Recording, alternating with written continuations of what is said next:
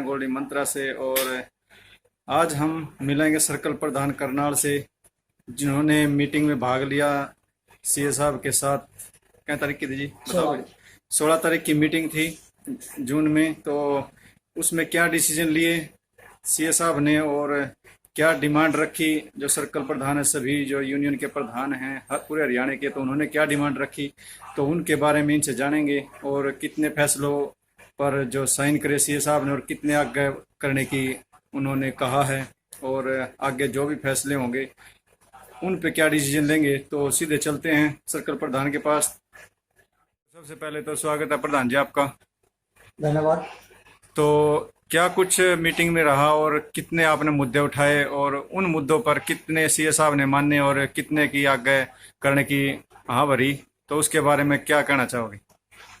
हमारी मुख्य प्रशासक मुद्दे से 16 को मीटिंग हुई।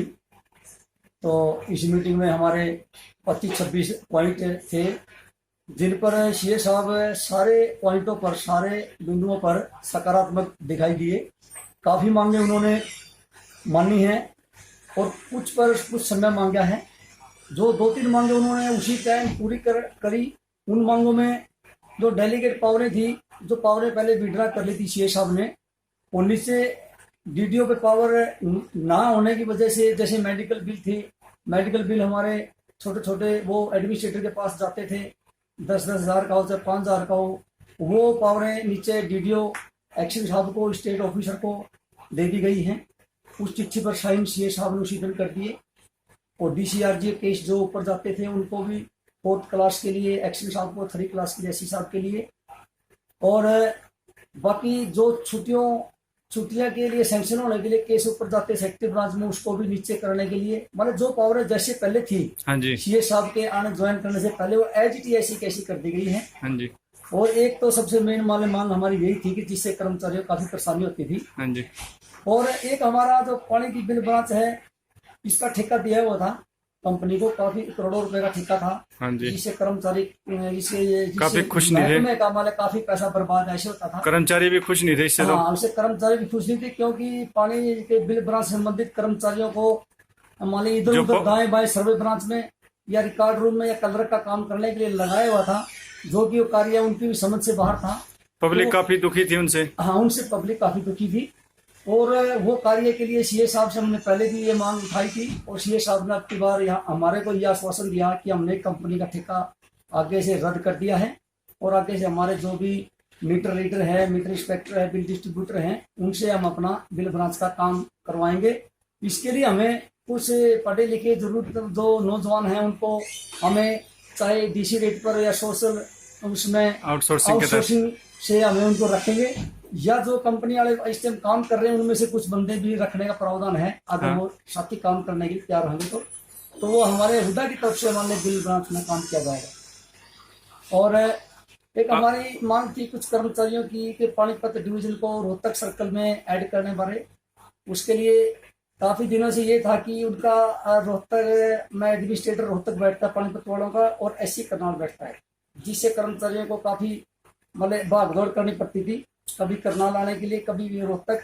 और इस करके उनकी मांग को देखते हुए तो सीए साहब ने अब की बार और रोहतक डिवीजन, इसको पानीपत डिवीजन को रोहतक में मिलाने के लिए चीफ साहब को बोल दिया है कि ये डिमांड जल्द ही इनकी पूरी कर दी जाए। और एक नगर निगम में डिपार्टमेंट को भेजने के बारे में भी काफी कर्मचारियों में ये वो रोष था कि पहले भी कुछ कर्मचारी नगर निगम में भेजे थे, तो वे वापस भी आगे शायद 2016 में भी कुछ कर्मचारी निगम में भेजे गए थे। तो उस टाइम उन कर्मचारियों को फिर हम वापसी अपने डिपार्टमेंट में ले आए थे।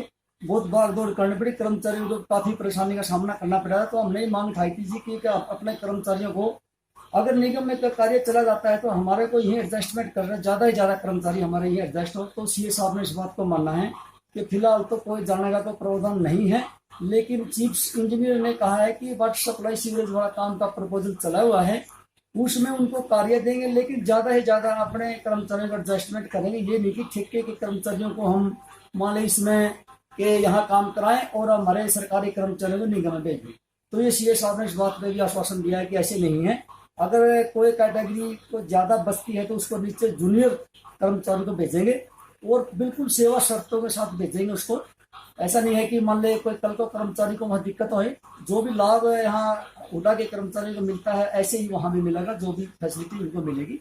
और उनकी रिटायरमेंट संबंधी जो भी सारी बातें यही HSCT के महकमे से हो। LTC संबंधी क्या डिसीजन लिया गया? लोगों ने काफी कर्मचारियों ने LTC अप्लाई कर रखी है अभी तक, उसके बारे में क्या कहा? हाँ, LTC के बारे में सभी कर्मचारियों का मान ले दिन प्रतिदिन मान ले सैकड़ों फोन आते हैं कि LTC के बारे में कि LTC दिलवाओ, क्योंकि सरकार ने पीछे को उठाया था मुद्दा कि एक भाई LTC के बारे में कि LTC बंद है ये वो। लेकिन हमने उस मीटिंग में ये कहा सीए साहबों के जी LTC सभी कर्मचारियों को दी जाए, और कुछ कह देते हैं कि LTC बंद कर दी गई, लेकिन सीए साहब इसने ही स्वयं अपने मुख से ये कहा कि LTC बंद करने की कोई चिट्ठी नहीं है, कोई लेटर नहीं है, तो LTC सबको दी जाएगी। और LTC देने के लिए जो कुछ केस सेक्रेटरी ब्रांच में या हेड ऑफिस भेजे गए थे उन केसों को भी जल्दी वापसी अपना सर्कल लेवल पे डिवीजन लेवल पे वापसी कर दिया जाएगा, और कर्मचारियों को जैसा जैसा बजट आता रहेगा वैसे वैसे कर्मचारियों को LTC मिलती रहेगी। बोनस संबंधी कोई डिस्कशन हुआ? बोनस से संबंधित और कितने साल से पेंडिंग अभी? बोनस हमारा 3 साल का पेंडिंग है। पीछे सीए साहब ने 2017-18 का बोनस देने के लिए यस कर दिया था कि बोनस आपको दिलवाएंगे, बस वो कोरोना की महामारी के चलते उस टाइम वो कोरोना की महामारी शुरू होगी, लॉकडाउन की वजह से हम वहाँ मांग पूरी नहीं कर सके। लेकिन अब की बार मुद्दा उठा था तो सीए साहब ने इसके लिए कहा कि बजट देख करके, और इसको CCF साहब मीटिंग में नहीं थे तो इसके लिए कहा कि चलो इसके लिए डिस्कस करते हैं और इसको डिस्कशन में रखते हैं इस पॉइंट को। बाकी कह रहे हैं कि मैं 1 साल का आपको परफॉर्मेंस अवार्ड बोनस दिलाऊंगा। कच्चे कर्मचारियों संबंधित क्या विचार के बारे में ये कहा गया कि हम इनको सिस्टम से रखेंगे, इनको सैंक्शन दे करके सैंक्शन बेस पर GIS कटे, EPF कटे, ये नहीं कि भाई जिसका जी करे जैसे लगा दिया ऐसे नहीं। लेकिन कच्चे कर्मचारियों के बिना हमने कहा जी काम चलने वाला नहीं है, और हमने डाटा एंट्री ऑपरेटर जो हमारे साथी निकाल दिए गए हम उसके बारे में हमने ये कहा कि जी हमारे कई सालों साथी काम कर रहे थे और इनको निकाल दिया। वो 2012 से लगे हुए थे और 2020 में जाके उनको रिलीव किया गया। हाँ, तो हमने कहा सभी साथी महाजी उनको दोबारा से काम पर रखा जाए, और साथी काफी सालों से काम कर रहे थे, बड़ा उनका काम अच्छा संतोषजनक काम रहा है। ये साहब ने यस कर दी है कि चलो उन साथियों को जो योग्य साथी हैं जो इतने साल से कार्य कर रहे थे उनको मान बिल ब्रांच से संबंधित या किसी दूसरी जगह एडजस्टमेंट कर लेंगे। एट पार्क के बारे में कोई बात हुई? हाँ, एक मुद्दा हमारा एट पार्क का था। कुछ साथी जूनियर साथी सीनियर साथी से ज्यादा पे ले रहे हैं, इस बारे में इन्होंने मुद्दा पीछे भी उठाया था, अब की बार भी उठाया था। तो उन्होंने चीफ साहब को, सीए साहब ने चीफ इंजीनियर को बोला है कि भाई ये 15 दिन में मेरे को ये रिपोर्ट दो बनाकर कि भाई ये जो एट पार के केस आ रहे हैं तो एट पार के केस को बस जल्द सोल्व किया जाए। तो यूनियन बार बार ये मुद्दा उठा रही है, एट पार करने के बारे में 15 दिन का समय मांगे। और कौन कौन सी मुख्य मांगों में से मतलब जो पूरी कर दिया और आगे पूरी करने की मतलब वो दिया है? वो इसके लिए एक हमारे ये दिया कि प्लाट कोटे की डिमांड थी, उसके लिए भी कहा कि फाइल ऑब्जेक्शन लग के मुख्यमंत्री से आ गई थी। लेकिन हमने फिर ये मुद्दा उठाया कि पुडा की तर्ज पे जी जैसे जिन मकानों में कर्मचारी रह रहे हैं उनको इसको अलॉटमेंट कर दो। चिट्ठी पुडा की चिट्ठी भी आई हुई थी, वो हमने सीए साहब को दिखाई भी है।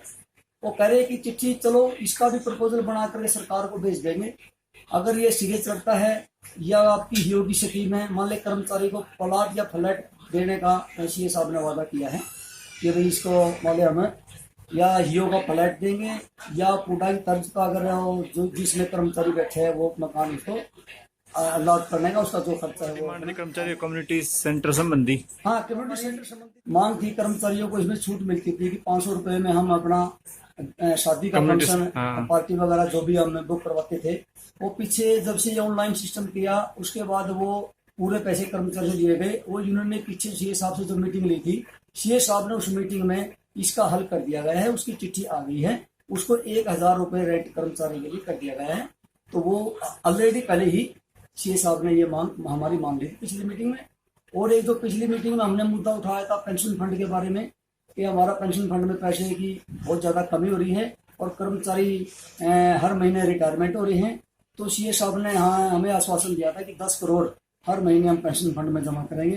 तो अब लगातार जैसे सैलरी जाती है ऐसे 10 करोड़ रुपए 2 महीने से फंड में जमा हो रहे हैं। ये हमारी मांग भी सीए साहब ने पूरी कर दी है। इसके लिए हमने सीए साहब का काफी धन्यवाद किया कि जी साहब ये रिटायरमेंट के बाद देखो बुढ़ापे में कम से कम ये तो भी पेंशन तो मिलती रहेगी। तो ये हमारी बहुत बड़ी डिमांड थी जो सीए साहब ने पूरी कर दी। और कर्मचारियों को क्या कहना चाहोगे? हम कर्मचारियों को ये कहना चाहेंगे कि भाई अपना काम तन मन से करें, जो ड्यूटी के प्रति अपना वो रखे, परिश्रम से मेहनत से लगन से अपना कार्य करते रहें। और मैं यूनियन का प्रधान होने के नाते कहता हूँ कि भाई जो भी कभी भी हमें भी उनकी जरूरत पड़ेगी कर्मचारी साथियों की किसी भी उसमें प्रोग्राम में सरकार के कोई मान ले जो ये गलत फैसले सरकार ले रही है तो हो सका हमें आगे भी कोई आंदोलन करना पड़ जाए। जैसे सरकार ने पीछे अब डीए बंद कर दिया है और जीपीएफ में ब्याज दर कम कर दी, जीपीएफ से एडवांसेस थे वो जो हरियाणा सरकार ने वो भी मान ले उन्होंने काट दिए और आगे एडवांसेस मान ले बंद कर दिए, उनके ब्याज कम कर दिया। तो इसके लिए उसके हमें आगे कोई सरकार के खिलाफ आंदोलन करना पड़ जाए माने सर्व कर्मचारी संघ के साथ जुड़ करके। तो हमें आगे से ये नहीं कि भाई हमारी सामूहिक डिमांड है तो सरकार के खिलाफ हमें लड़ना है। तो ये मेरा कर्मचारियों को निर्देश है और ये मैं धन्यवाद जी। धन्यवाद जी।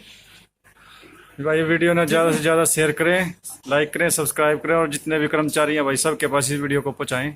सभी का धन्यवाद। जय हिंद, जय भारत और जय हरियाणा।